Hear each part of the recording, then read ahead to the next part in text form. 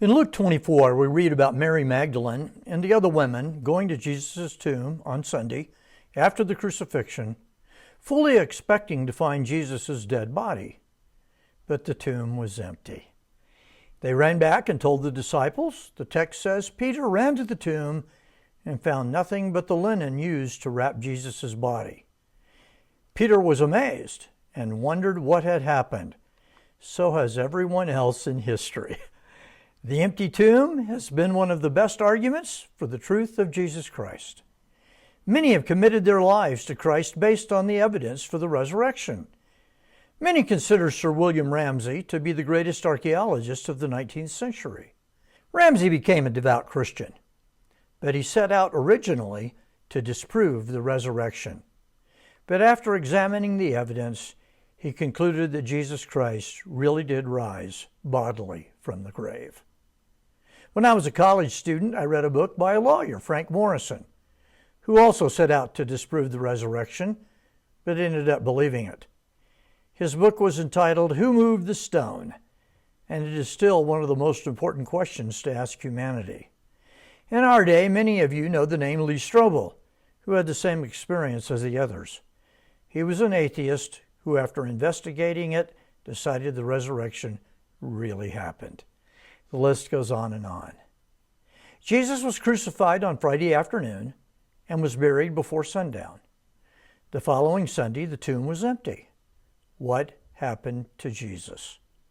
Historian Paul Maier argued that a supernatural resurrection is a theological event, the truth of which is determined by one's beliefs, but not the empty tomb. That can be established by historical evidence.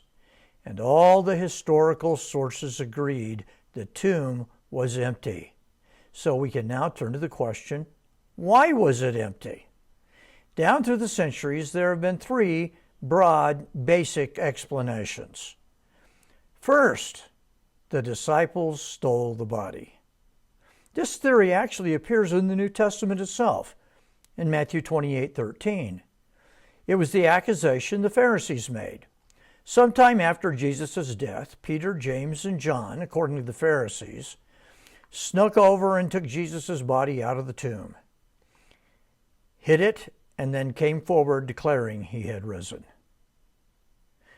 This theory has a number of fatal problems. The disciples were a demoralized group incapable of pulling this off. They were hightailing it out of Dodge, not carefully crafting a conspiracy. The tomb was well guarded. It would be embarrassing for your prisoner to escape, especially if he was dead. Paul says in 1 Corinthians 15 that upwards of 500 people sought Jesus after his death. So if you're going to steal the body and start a religion, you're going to have an impostor to deceive these people. The disciples lived as though Jesus had risen. They died for this truth. People will lay down their lives for false causes, but they do not die for a cause they know is false. Not one of them ever alluded to the possibility of a stolen body. It is not possible to keep conspiracies secret. Chuck Coulson uses this argument in his book, Loving God. Coulson was one of the Watergate conspirators. As soon as the slightest bit of pressure was applied to those who were covering up the bungled burglary, they caved in and told all they knew. Coulson said that this convinced him that the disciples were not conspiring to start a religion by stealing the body. The second way of explaining away the resurrection is to deny that Jesus really died on the cross. This is known as the swoon theory. Instead of dying, Jesus swooned on the cross. He lost consciousness. He was then taken down, and in the damp, cool grave, he regained consciousness and came forth trumpeting his resurrection. I first read this theory when I was a college student in a book called The Passover Plot by Hugh Schonfeld. But it was not original with him. It was first advanced more than 200 years ago. So it appears to be a recently invented conspiracy theory. It too suffers fatal problems. Jesus would have to have help to pull this off, and the most likely group would be the disciples, and thus we now have all the problems of theory number one. All the physical evidence is against it. The spear drawing blood and water, the physical beating. How do you walk to Emmaus with nail-pierced feet? Its greatest weakness is it makes Jesus the author of history's greatest conspiracy. Even the strongest critics of Christianity tend to look on Jesus favorably, but this theory makes him a con man of the first order. Another problem? Jesus then has to fake his ascension. It wouldn't help the new religion if Jesus allegedly rose from the dead only to die again. One last question. Why did Paul become a Christian? He said it was because he saw Christ.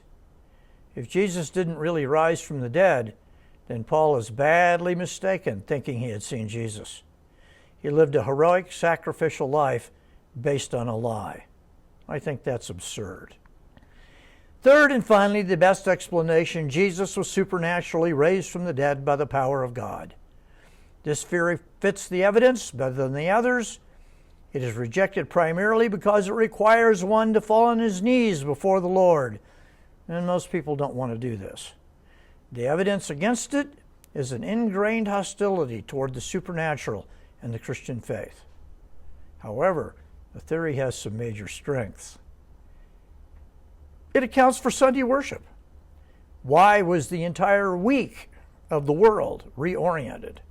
It was because Jesus rose from the dead on Sunday.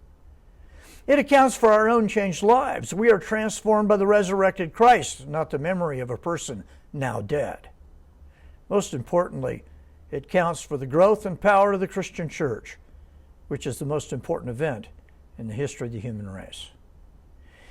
At the end of his book, Why I'm Not an Atheist, by Anthony Flew, there's an interview with N.T. Wright, the great New Testament scholar. His approach to the resurrection is quite creative in my point of view, and here are a few highlights. Number one, the ancient world had a wide range of views on life after death, but resurrection wasn't one of them. The Jews believed in a resurrection at the end of time. The Christians were arguing that this resurrection had happened to one person in advance. Number two, the Christians argued that the resurrection involved a transformation of the physical body, a new form of physicality. This was new and unique. Number three, the Christians believed this has happened to the Messiah. No Orthodox Jew believed this because the Messiah was never going to be killed. Number four, the doctrine of the resurrection was central to early Christianity, not one belief among many, like it was in Judaism. Is Easter considered an important day in the Christian faith? Number five, in early Christianity, there was no spectrum of belief in what happens after death. Resurrection is it. There's nothing else. Number six, why did all the early Christians have this very new and unanimous view of the resurrection? It must be because they believed it. And they believed it because it happened. The resurrection story departs from Judaism in many ways. One of the most interesting is to have women be the first witnesses to Jesus' resurrection. In the ancient world, including Judaism, women were not credible witnesses. If the resurrection stories were made up, you would never have a Mary Magdalene in a starring role. Number eight, from all this we reach certain conclusions. Wright says, quote, in order to explain the rise of early Christianity, in order to explain the existence of those four gospel resurrection accounts, plus the bits and pieces in Acts and Paul, we have to say that the very early church really did believe that Jesus had been bodily raised from the dead. We have no evidence of any very early Christians who believed anything else. But how can we as historians explain that? End quote. Number nine, Wright says the resurrection of Jesus does in fact provide a sufficient explanation of the empty tomb and the meetings with Jesus. Having examined all the other possible hypotheses I've read about anywhere in the literature, I think it's also a necessary explanation. End quote. Necessary indeed. He is risen. He is risen indeed. Happy Easter, everyone.